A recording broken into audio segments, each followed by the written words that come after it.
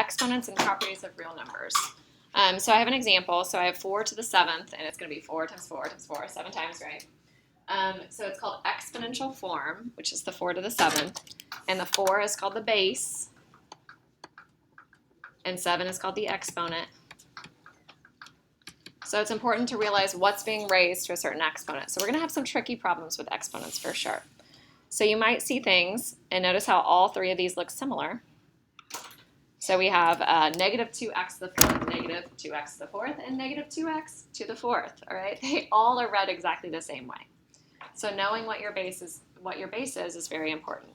So if I just have it like the first one, negative 2 times x to the 4th, the thing that's being raised to the 4th is only the x. Does everybody see that? Okay, so our bases are x. So if I was writing it in expanded form, that negative 2x is out front, and then I'm going to have x times x times x times x. I would have the x 4 times. But if I have something like the next one, the base, the thing that's being raised to the 4th, is that 2x. So it's going to be a negative out front, so you can put a negative 1 if you want. Kind of weird just having a negative. And then it's going to be 2x times 2x times 2x times 2x. And that result is totally different than the first result. All right, and then the last one is the negative is also in parentheses, so it's negative 2x is our base. So what we're saying here is negative 2x times negative 2x times negative 2x times negative 2x. All right, so if I was simplifying each of these things, the first one is just negative 2x to the 4th, right? We had that negative 2 out front, and we had the x to the 4th. The next one is going to be 2 times 2 times 2 times 2, so 4 2's. What's 2 times itself 4 times? Do you guys know? Not 8. 16, right? So I have 16. And I have a negative, so it's going to be negative 16x to the 4th. And the last one is a negative 2 times itself 4 times. So, well, what do I get when I do negative 2 4 times? Will it be positive or negative? It's going to be positive 16x to the 4th. Okay, so all three of these gave us different results. So it's very, very important where you have your parentheses. Okay, so we're always going to look at our parentheses and say, what's my base for this? So let's try some examples. All right, so we're going to rewrite each expression using exponents. So I have a 3, and it's written 4 times. So 3 multiplied by itself 4 times is 3 to the 4th. A 5 3 times is going to be 5 to the 3rd.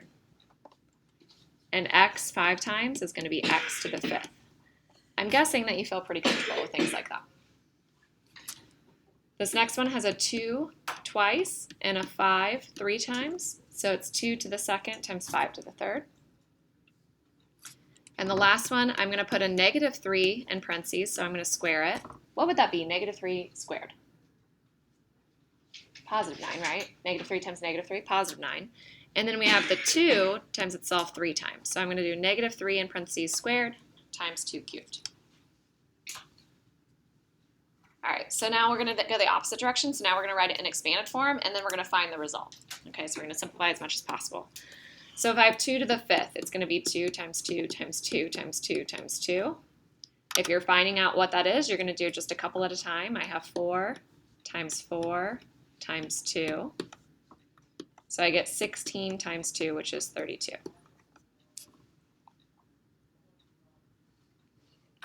The next one, I have negative 2 cubed. So I have negative 2 times negative 2 times negative 2. So if I do negative 2 times itself, negative 2 times negative 2 is positive 4. Yep, and so what's your final result? 8. Yep, is it 8 or negative 8? Negative 8. Yeah, negative because it's 3 times, exactly. All right, now don't be tricked on the next one. So I have a negative and then I have 2 to the 4th. The only thing that is being raised to the 4th is the 2. Do you guys see how the negative is not being raised? Right, the negative is out front. There are no parentheses that indicate it's also being raised. So it's a negative 1 and then times 2, 2, 2, 2. So 4 2's. So 2 times 2 times 2 times 2 is going to be 16 times the negative 1. So negative 16. Does everybody understand that? That's one that even like Algebra 2, pre-calc, they'll still mess up because they read it as like negative 2, parentheses, raised to the 4th, right? It's not like that. All right, so I have 1/2 x raised to the 4th. So again, it's 1/2 x times 1/2 x 4 times. So sometimes it helps to rearrange. So you can rearrange if needed. So the 1/2s are out front, and then the x's are on the end, x, 4 of them.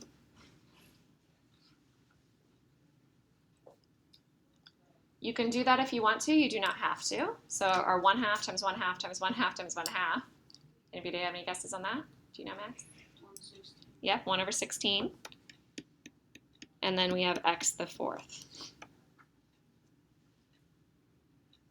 All right, the next one is negative 1/3 x raised to the 2nd. So I'm going to have negative 1/3 times x. Let me write it as a different fraction. I usually try not to put like the slanty line so you can see the x's on the side. You can write the x on the side or on the top, it doesn't matter. So if you rearrange, you would put the negative 1/3 times negative 1/3. So you get positive 1/9 and then x squared. And then the last one, writing it in expanded form, it's kind of a lot. So I would have my negative 2. I'd have A, B. And then I have my negative 5, A, and 4 B's. I tried to squeeze it in there. It didn't work very well. But there's 4 B's on the end. So let's start with our numbers. We have negative 2 and we have negative 5. So when we multiply those, we get positive 10. How many A's do I have total? 3, 4, right. And then how many B's do I have total? 5. So your final answer is 10, A to the 4th, B to the 5th. Okay, would you be able to do that without writing it in expanded form? Do you guys see the pattern? Combine the numbers, combine the A's, combine the B's. Think about how many total you have. It's always nice to kind of go back to the expanded form when you're thinking, wait, why is this true? Why does this work the way it does? So if you need to write it in expanded form or think of it in expanded form, you can always do that. All right, so we have some different properties. So I'm going to give you examples. So you don't have to memorize exactly what these properties say, just know what to do in the example. So it says the product of powers, to multiply powers with the same base. So let's think about it. If I had 3 to the 2nd times 3 to the 5th, what do you guys think it will be? 3 to the what? Yeah, Xavier? 7, exactly. It's going to be 3 to the 7. And the reason is because if you wrote it in expanded form, we'd have two 3's from the first one, 5 3's from the second one. So we would end up with a total of 7 3's. So this happens even if you have numbers or if you have variables. So if I have x to the 2nd times x to the 11th, what do you think it's going to be? X to the 13, right? You add them. Think about it in expanded form. You have 2 x's and then you have 11 more next to it. So you have a total of 13.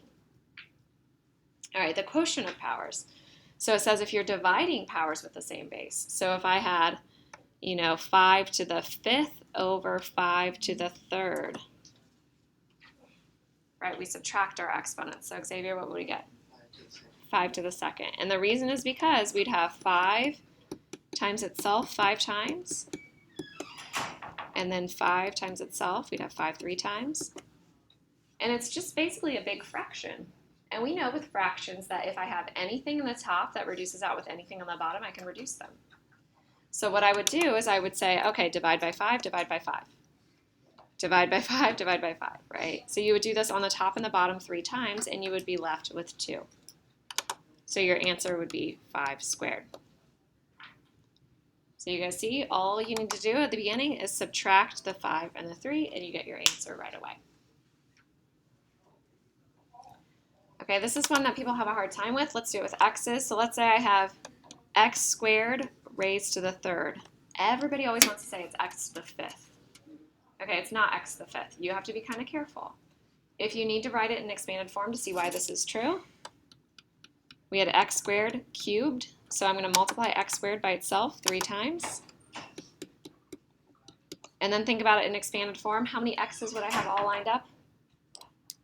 2, 2, and 2. I'd have 6, right? Does it make sense? So we can multiply these powers. So that's the shortcut. You can multiply the powers. Is this seeming somewhat familiar? Do you guys kind of remember this? All right, so the power of a product. So the same thing applies if you had like x squared y to the fifth, and then you raise it to the fourth. It's kind of like the distributive property almost, right? Because you would end up, if you expanded it, you would write x squared to the fifth, or sorry, x squared y to the fifth, and you'd multiply it by itself. You'd have 4 of those groupings, right? So how many x's would you have total? I can write it out if you want. X squared y to the fifth, x squared y to the fifth. I'm going to write it out 4 times. So think about it in expanded form. If I wrote out all of the x's, how many x's would I have total? 8. How many y's? 20. Yeah. So basically you're taking this and it's going in both places. And then the power of a quotient. So same idea. If you have x to the fifth over y to the third and you square it, it's basically the same idea. Like that squared is going to go into both the numerator and the denominator. So you're going to have, so if I was writing it out, it would look like this, like it goes into both of them. So you get x to the 10th over y to the 6th. So you don't have to write that middle step if you understand why. That's true. All right, so these can definitely get complicated. Let's see if we can do them.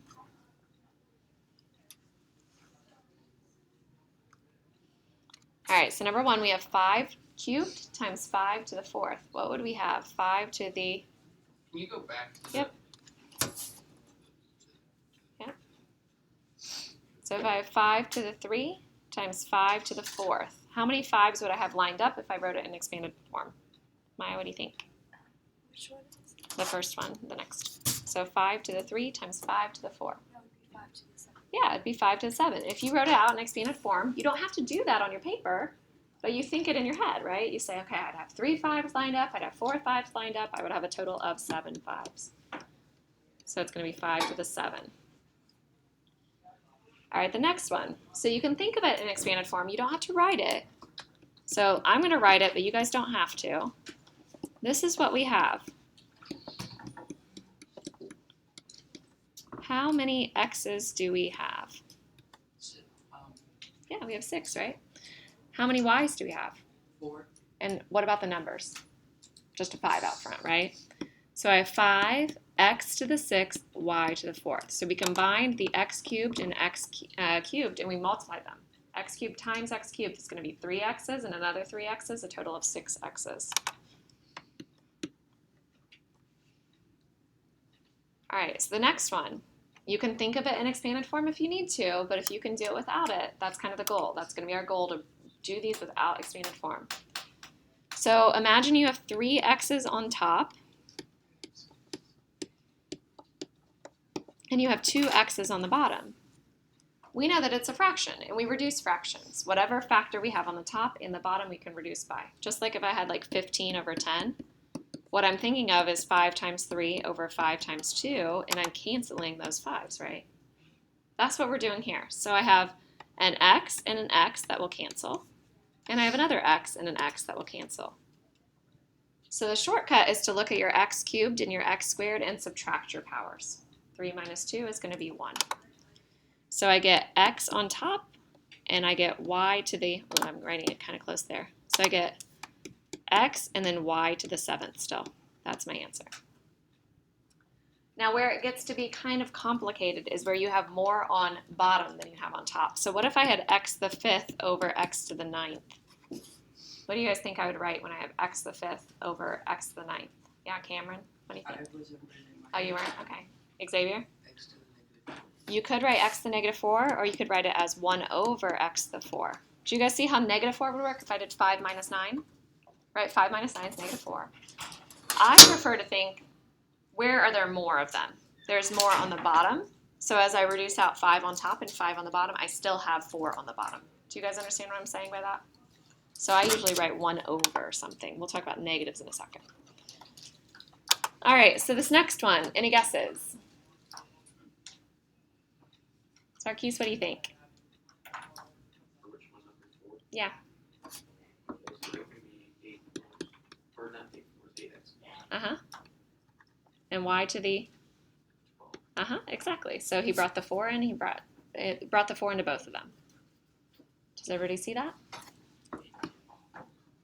All right, now the next one, you could reduce on the inside first and then raise to the 4, or you can raise all of them to the 4. Okay, I usually reduce first.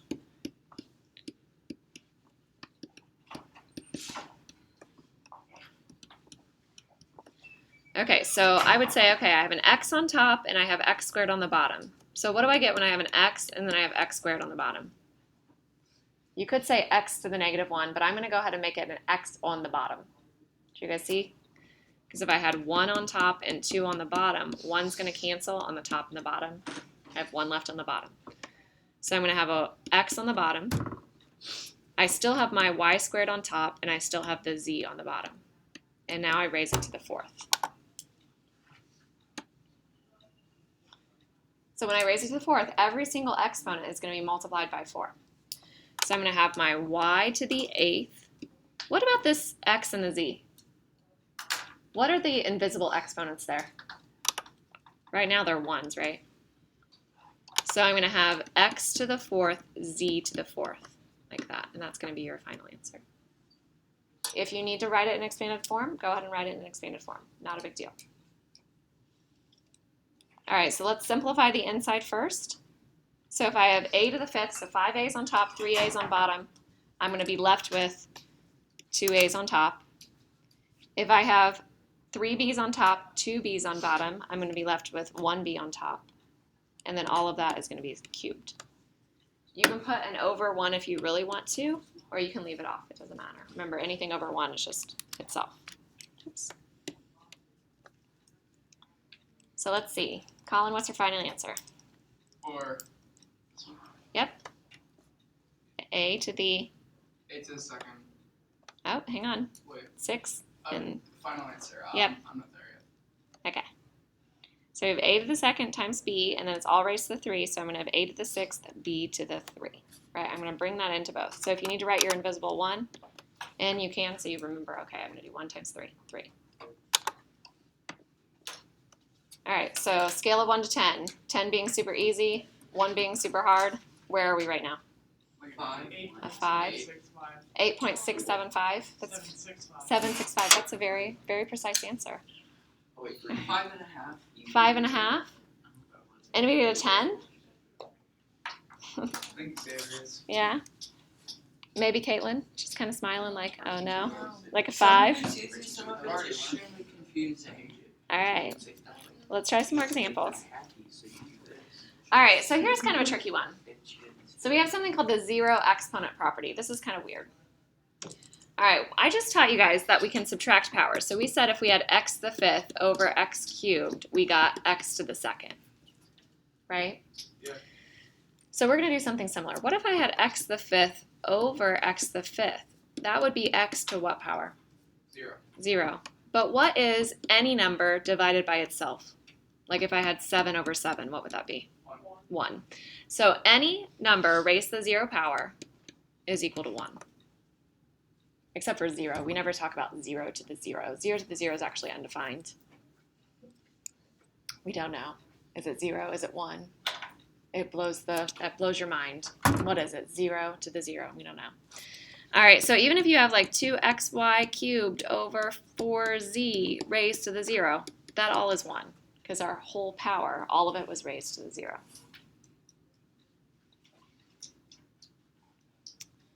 All right, so Xavier kind of talked about this a couple seconds ago. He talked about negative exponents. So we said, well, what if we have x to the 7th over x to the 9th? Okay, he said when you subtract like 7 and 9, you end up getting x to the -2. Yeah. Yeah, AJ? Exactly, because think about an expanded form. If you had 7 on top, you don't have to write all these. I chose a very obnoxiously large number, didn't I, with 7 and 9? 2, 3, 4, 5, 6, 7, 8, 9. So what if I have 7 on top and 7 on bottom? Then 7 are going to cancel on the top and bottom, and you're going to be left with 2 on the bottom. But we know when you reduce fractions, like if I had, let's say 5 over 10, and I reduce it, I get a 2 on the bottom, but I don't just leave like a 2 on the bottom. I don't write it like this, do I? That's weird. I do 1 over 2. So this ends up being 1 over x squared. So if you have something to a negative exponent, it is 1 over the positive exponent. It's the reciprocal, basically. So a negative exponent does not mean that the number is negative. It means you have the reciprocal of the number. So if you have something really weird, like if you had 2/3 raised to the negative 2, any guesses on what we do? So I said something about the word reciprocal. What's the reciprocal of 2/3? Do you guys know reciprocals? Yeah, AJ? Isn't it like a number? It's flipped. Yeah. So it's going to be 3 over 2. So you would take the reciprocal and you'd raise it to the positive 2. So instead of doing like 1 over and then have a fraction that's flipped, we just do that. So we flip the base and raise it to a positive. All right, so let's deal with some zero exponents and positives. So I have fill in the following table and answer the questions on the right. So there's kind of a pattern to this table. So on the left we have 2 cubed, 2 squared, 2 to the first, 2 to the 0, 2 to the negative 1, 2 to the negative 2, 2 to the negative 3, 2 to the negative 4. And what am I doing each time here? 8, 4, 2. What's the pattern? How do I go from 8 to 4 and then 4 to 2 and then 2 to what? Yeah, I'm dividing by 2, right? So that's what the table is. So if I follow this pattern, 8 divided by 2 is 4, 4 divided by 2 is 2, 2 divided by 2 is 1, right? Does that make sense? 2 to the 0 is 1. 1 divided by 2 is 1/2. What if I had half a pizza and I divided it into half? I have 1/4 of a pizza. If I divide it in half, I have 1/8 and 1 over 16. That's a lot. So we know that 2 to the negative 1 is 1/2, 2 to the negative 2 is 1/4, 2 to the negative 3 is 1/8, and so on. So does a negative exponent mean that the number is negative in the end? No. What is any number raised to the 0 power? I guess I shouldn't say any number. Any non-zero number raised to 0 is 1. And what do you notice about 2 cubed and 2 to the negative 3? We have 8 and 1/8. What are those called? Reciprocals. Do you guys know that word? Reciprocals. So we flipped it. So 1/8, flip it over, 8 over 1.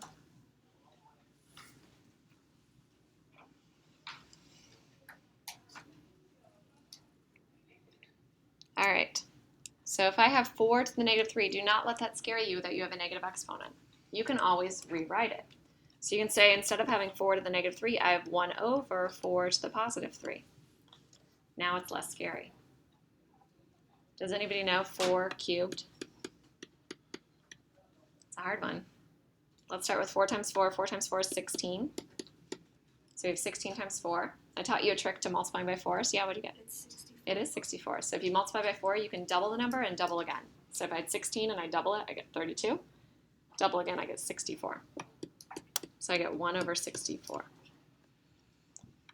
So if I see something like x to the negative 2, and I say I don't want negative exponents in the end, and I usually say that on your homework, I don't want negative exponents, I want you to change it. So it would be 1 over x squared. That's equivalent. A negative exponent means 1 over the number raised to the positive exponent. But if you have a fraction in the first place, it gets kind of complicated. So like, don't write this, but kind of look up here. We don't want to write 1 over 1/2 to the 2. Isn't that messy? Because then you'd have 1 over 1/4, and then you'd have to say, okay, 1 divided by 1/4 is 1 times 4 over 1, and you get 4. That is a lot of work, right? We don't want to have to do that. So our rule is that if we have a fraction as our base, and we raise it to a negative exponent, we flip it. So we take the reciprocal,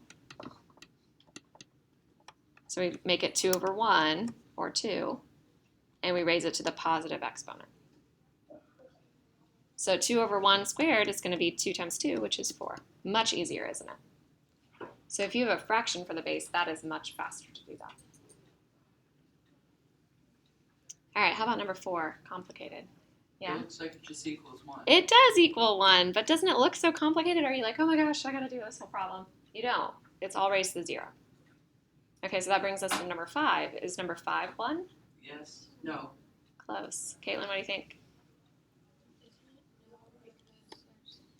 Well, we have that 2x It's 2x. times the 1, right? So we get 2x. So we're just going to leave it like 2x. So the part that was raised to the 0 goes to 1, but the rest of it is still there. All right, getting a little tricky here. So 2x over y. You can write it in expanded form. So 2x over y times itself 3 times.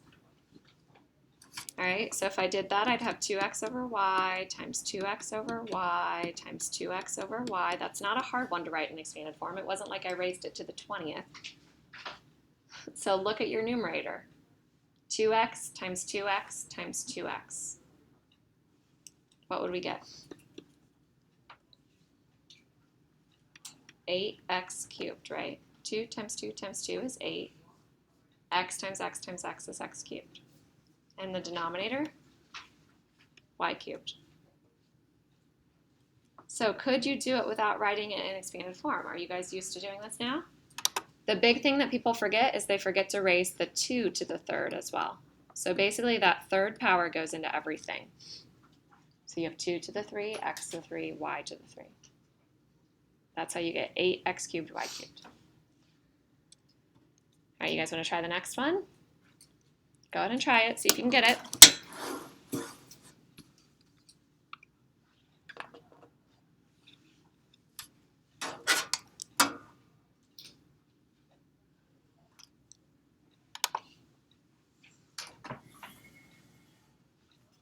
Okay, Cam. I don't really understand the whole breaking it into everything else. Like writing it in expanded form? Yeah, so by definition, something squared means that you have it multiplied by itself twice. So if you have this whole term squared, then what you're going to do is you're going to multiply the whole term by itself 2 times. So you're going to have 3ab over b squared times 3ab over b squared, like that. So that's called expanded form. So you can write it in expanded form if you want, or you can use the rules of exponents to help you. So if you had this, you should get, multiplying across the top, 9a squared b squared over b to the 4th. But then whenever you have like b squared over b to the 4th, you should really like reduce that down as well. So your final answer, did anybody get this? 9a squared over b squared. Did anybody get it? All right, 2 of you. Okay, so what did the rest of you guys mess up on? Did you forget that final reduction? Okay. All right, now if I was starting from the beginning, can I erase it? Are you guys going to freak out if I erase it? If I was starting from the beginning, a lot of times I simplify as much as possible in here. So I would probably rewrite it so I have 3a over b first, and then I'd square it. Do you guys see how I had 3a over b? Because I had b on top and I had b squared on the bottom, which was b over b times b. So 2 of them are going to cancel, 1 on top, 1 on bottom. Or you could use your subtraction rule. The subtraction rule can be confusing though if you had b over b squared, because then it's b to the negative 1. So I prefer for you to think like what's heavier, like where are there more b's? There's more b's on bottom, so I would just have you write b to the first on the bottom. Because the negative exponents I think do get confusing for students, especially if you don't have a solid background in adding and subtracting positive and negative numbers. All right, so if I had 3a over b and then I square it, I bring a square into each thing. So we get 9a squared over b squared, and that's our answer. All right, so number 8 is a super challenge. This is something that I would give to my Algebra 2 students. So this is a step up from Algebra 1. All right, do you see how you have negatives in different locations? Okay, it's a little bit confusing. What you could do is you could do your adding and subtracting rules first, or if that bothers you that you have negatives, you can move them. So do you guys remember what I said about a negative exponent? I said it's really like 1 over something with a positive exponent. What that does is it moves it to the opposite location. So if it was in the numerator, it's going to get moved to the denominator, but then it will be positive. Does everybody understand what I just said there? So this will move as x to the 3rd to the denominator. And then this y to the negative 2, it's going to move to the opposite location as well. So we're going to move as y to the 2 to the numerator. Okay, I typically have students do that first just because when they see negatives, they tend to freak out a little bit. All right, so let's see if it looks easier when we do that. Everything else stays exactly where it is. So we still have our 5, we still have the x to the 5th, we still have the y cubed. We still have the 15, we still have the x to the 0. But we said that y to the negative 2 that was on the denominator now moves up as y squared, and the x cubed, or x to the negative 3 was in the numerator, it now moves down as x to the positive 3. And now it is less intimidating. Does that look much nicer without all those negatives? Yeah. It looks a little bit easier. All right, now we're going to do one step at a time on simplifying. How about my numbers? So Ryan, what do you think? 5 over 15. Just like a normal fraction, what are we going to write it as? 5 over 15 reduces to what? Yep, so just like our normal fractions, we just reduce those. We don't do like subtraction or anything. They weren't exponents. They're just numbers, right? They're just fractions. Now we're going to worry about our x's. How many x's do I have on the bottom? I know, you're right. I saw you saying it. Caitlin started to say 3 and then she panicked because she saw the x to the 0. All right, remember x to the 0 is just 1, so you can get rid of that. It doesn't matter. It's just there to confuse you. Was it successful? A little bit. All right, so we have 3 on the bottom. All right, and we have 5 on top. So Peter, if I have 5 x's on top and I have 3 on the bottom, how many will I have and where will they be left? 2 On the, top. exactly. All right, and then how many y's do I have and where are they? Maya, how many y's would I have lined up? You would have 3, 2. I'd have 3 y's and another 2 y's, so I'd have a total of, You would have 1. well, they're both on top though, tricky. So you would add them. That would be 5. Yep, you'd have 5, and then it's all raised to the second. Do we all see this so far? Last step, we have something on the outside, it's squared, so we're going to square every single term. So I'm going to have my y squared, or my 1 squared. I'm going to have my x squared squared. What's x squared squared? Ooh, Will, what do you think? X squared squared is x to the 4, and then y to the 10 over 3 to the second. So let's just take care of those numbers.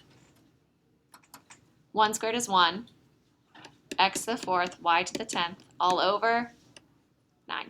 That's our answer. Now, do you need that 1? No, you can leave that 1 off, right? All right, that's as hard as they get. Do you think you could handle something like that? No, you're like, please don't give me the algebra 2 ones. Please don't. All right, we'll practice. We'll do a lot of practice with this. All right, so if you have something like that, if you can get this answer, I'll give you a bonus point. So you don't do it right now, but if you get this answer and bring it to me tomorrow, I'll give you a bonus point. It's a tricky one. All right, so how about order of operations? So let's go back to something that's a little bit more familiar. Order of operations. So I'm sure you've heard this saying, PEMDAS. Please excuse my dear Aunt Sally. Have you all heard that before? I heard it's bedmess instead of brackets. Oh, interesting. I don't know. So they've changed it. Weren't we talking about that before? All right, so we're going to take care of the parentheses or the brackets if you say BIMDAS. So we're going to take care of the parentheses first. So I have 3 plus 4 is 7. 5 minus 2 is 3. 4 minus 7 is negative 3. It's kind of like there's an invisible parenthesis on the bottom. So you can put that parenthesis in there. Do you guys see? Because it's all there being divided all together. Then I have plus 8 minus 9 is negative 1, but I have to keep that in parentheses because that whole result is going to be squared. So make sure you put your negative 1 in parentheses, and it's being squared.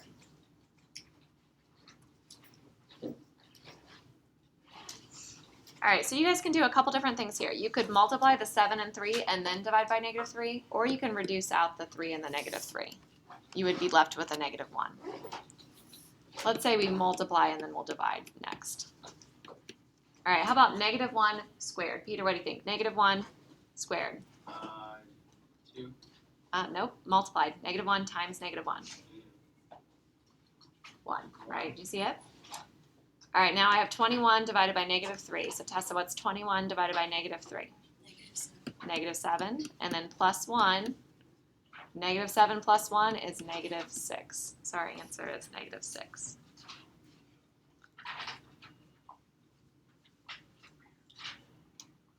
All right, the next one. So I have negative 3 plus 5 is 2. 2 cubed. 9 minus 7 is 2. And then be careful. A lot of you guys will see that negative and you'll want to make it a positive, but you have to be very, very careful because we always do exponents before multiplication, right? And really, like, multiplication and division go together, addition and subtraction go together. I usually tell people to kind of put those together because multiplying by 1/2 is the same as dividing by 2. All right, anyway, so I have my minus, and then I'm going to take care of my squared first. So negative 2 times negative 2 is positive 4. So I still have that minus out front from before. So I have 2 cubed is 8 over 2 minus 4. So we get 4 minus 4, which is 0. So 0 is the answer. Is that the last page? We still got a couple more? Okay. So I'm going to stop here and we'll continue tomorrow. This is going to be like Huh? recorded. A lot. All right, so number 3. So we have 5 minus 7 minus 3 minus 8, and then plus 4, and then all of that is going to be squared. There are a lot of parentheses in this, right? So when you have lots of parentheses, you work from the inner parentheses and work your way out. Yes? So do you do the negative 3 plus 5 cubed first? Not quite. Wait, are we? I'm on number 3. Are you on number 2? Yeah. Yeah, you would do that first on number 2.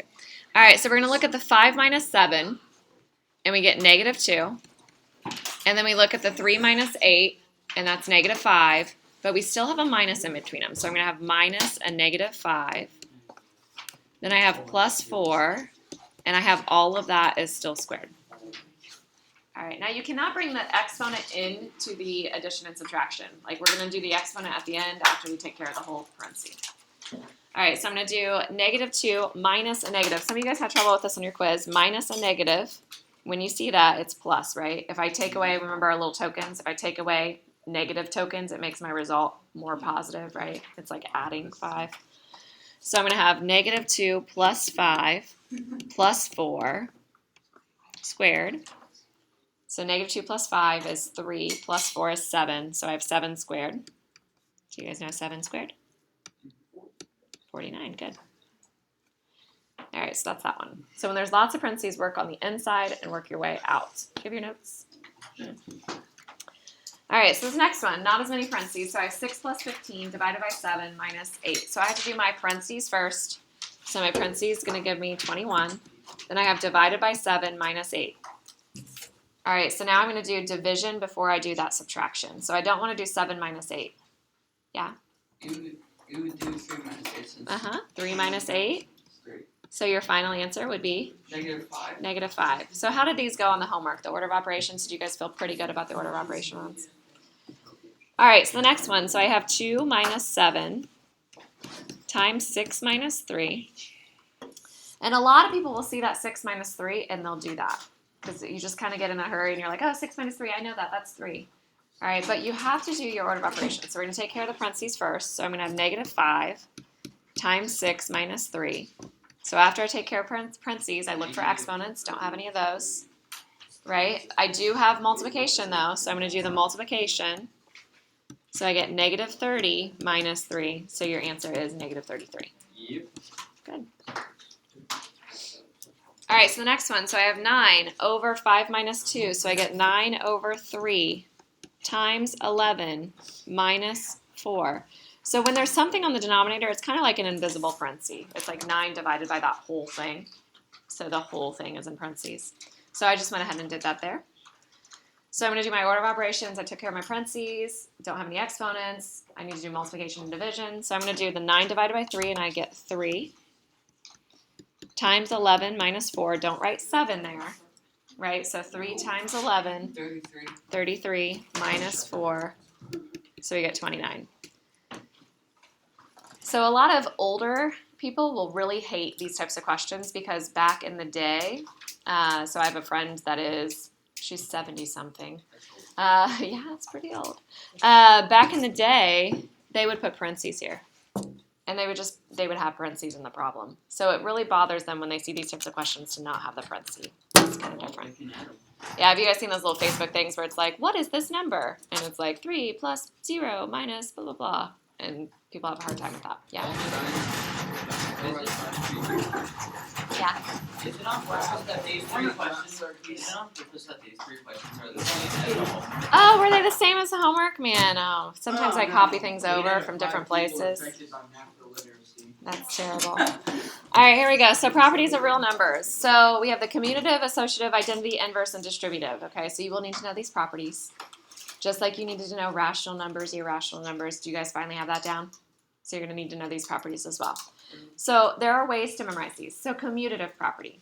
It has the word commute in it. If I'm commuting to work, what am I doing? Moving. I'm walking, I'm driving, I'm riding my bike, I'm moving, right? I'm moving to work. So commutative property, I want you to think about moving. Okay, so for addition, that's like when we have 2 plus 3 is equal to 3 plus 2. So we just swap things around. Can we do that with subtraction? No. 5 minus 6, is that the same as 6 minus 5? No. No. So addition and multiplication are where we use the commutative property. So like 5 times 7 is the same as 7 times 5. That is the commutative property. We moved things around. Associative. So my question of the day, this wasn't even part of this, but the question of the day was what kind of sports or extracurricular things are you guys doing? So clubs and so on. So I'm grouping you guys with certain people. So Tessa said that she plays soccer. She is part of this group, right? She's grouped in with the soccer players. So the associative property it involves grouping. And in math, there are certain things that are grouping symbols. Do you guys know what the grouping symbols are in math? What groups things together? Wait, the parentheses? Parentheses, yeah, perfect. So with the associative property, things aren't going to move around, but the parentheses might move. Okay, so I might have like 5 plus 4 plus 8, and I might have 5 plus 4 plus 8. So see how those numbers are in the same order? But maybe I group the 5 plus 4 together on the first one, and I group the 4 plus 8 together on the next one. Okay, the only thing that's changed is what I'm doing first. On the first one, I'm adding 5 and 4 together. On the next one, I'm adding 4 and 8 together first. So with multiplication, it's kind of the same thing. Maybe you have 2 times 3 times 8, and you have the 2 times 3 grouped together. And then maybe you have 2 times 3 times 8, but now you have the 3 and the 8 grouped together. Okay, so we know with order of operations, when you see parentheses, I would do like the 2 times 3 first and get 6 and then multiply by 8. But on the other side, I would do the 3 times 8 and get 24 and then multiply by 2. Does that make sense? So it's just telling you what to do first. All right, the identity. The identity is like looking in a mirror. Okay, you want both sides of the equation to be the same thing. Okay, so you want 5 plus something, 0, to get 5 out. Okay, so the identity is adding or multiplying something to get the exact same thing out. So same number on both sides of the mirror. All right, so if I was multiplying, let's try a fraction. What if I had 3/4? What would I multiply 3/4 by to get itself out? Yeah, I would get 1, right? So when we talk about the additive identity, it's 0. The multiplicative identity is 1. What are you adding to get itself? What are you multiplying to get itself? Okay, the inverse. What do you guys think when you see the word inverse? Like reverse. Yeah, like reversing something, right? Undoing something. So let's say inverse is reverse or undo. So if I had 7, how do I undo the 7? What do I add to it to undo it? -7, right? 7 plus -7 gives you 0. A lot of people will confuse the identity and inverse. Do you guys see how similar they are? So identity, same thing on both sides of the equation, 5 and 5. Inverse, I'm undoing it. So what if I had 2/3? How do I undo it to get 1 out? Tricky, tricky. Are you good Divide with your by fractions? Divide by 2/3, which is the same as multiplying by 1. 3/2, the reciprocal.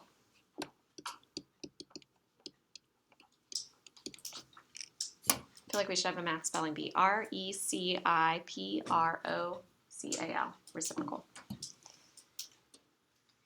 All right, and the distributive property, I think you guys know. Do you guys know the distributive property? You guys remember that? So if I have 2 times 3 plus 5, then it's the same as if I had done 2 times 3 and added it to 2 times 5. And you can check, they are the same, right? If I take the 2 times 3 plus 5, that's 2 times 8, right? Is that the same as, so 2 times 8 is 16, is that the same as 6 plus 10? Yeah, so you could do that. Now the thing that my students always hate is when the distributive property is written backwards. They hate this. So let's say you have 3 plus 4 times 11. That's still 3 times 11 plus 4 times 11. Does that bother you when you see the 11 on the right side? It's like, whoa, why is it on the right side? It's weird. But same thing. It's just distributing on the other side. All right, so the additive and multiplicative inverse. So that's when you're saying, how do I undo the operation? What do I add to 2 to undo the 2, right? To get a 0 out. What would we add? Tessa, what do you think? What do you add to 2 to get a 0 out? -2. That's it. It's just the opposite. So the multiplicative, what do you multiply by 2 to get 1 out? Colin, what do you think? 2 times something gives you 1? Like 0.5. Yeah, 0.5. So 2 times 1/2, right? So it's the reciprocal.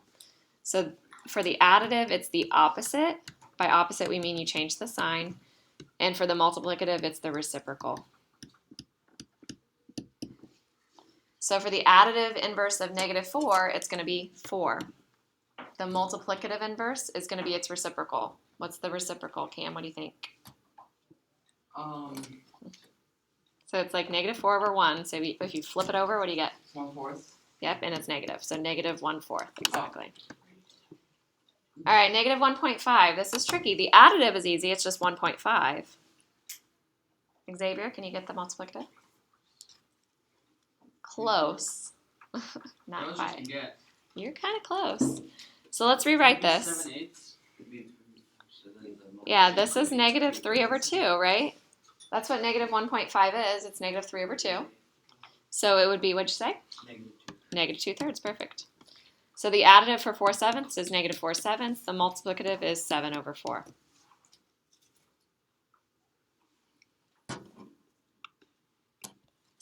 Alrighty, last little bit. So we're identifying the property demonstrated by each equation. So we want to identify if we're using the commutative, associative, inverse, identity, or distributive property. Okay. Should I put those on your test? I should list them out at least for you. Yeah. Maybe.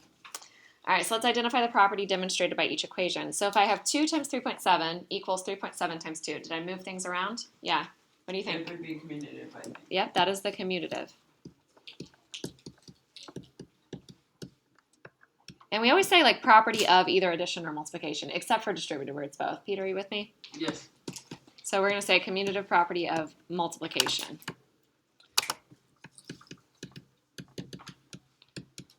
All right, make sure you guys know how to spell. I get some interesting things instead of commutative. Some of them are health class words. All right, so I have 3 times 2 times root 5. And I have 3 times 2 times root 5. Sorry, my Microsoft Word is messing up. I keep missing some of my symbols. All right, so I have 3 times 2 times root 5. Put a little dot between the next one. 3 times 2 times root 5. Wait, which one? On B, like, see how I put that little dot in there? Was that in yours? No. Mine was missing, yeah. All right, so nothing moved. The only, like, the numbers didn't move. It's still 3, 2, root 5. But what happened? Associative. It is, good. You're good at these. So this is associative property of multiplication. You can write property of mult. I'm fine with that. All right, next one. Yeah, what do you think, Xavier? This one's the distributive property. Now for distributive property, we don't put of multiplication or addition because it's actually both of them, right? It involves multiplication and addition. All All right, next one, 3 plus 5 plus negative 5. 3 plus 5 plus negative 5. The numbers did not move. What moved? The parentheses, right? So this is another associative. So this is associative property, but this time it's of addition because we're adding the things together. Okay, and tricky one, 11 plus 4 plus 0 equals 11 plus 4. What do you think? It's the identity one. It is, good. You guys are good. Identity property of addition. All right, perfect. All right, so that's the end of chapter 1. All right, so like I said, we'll review chapter 1 today. Well, we'll review mostly exponents today.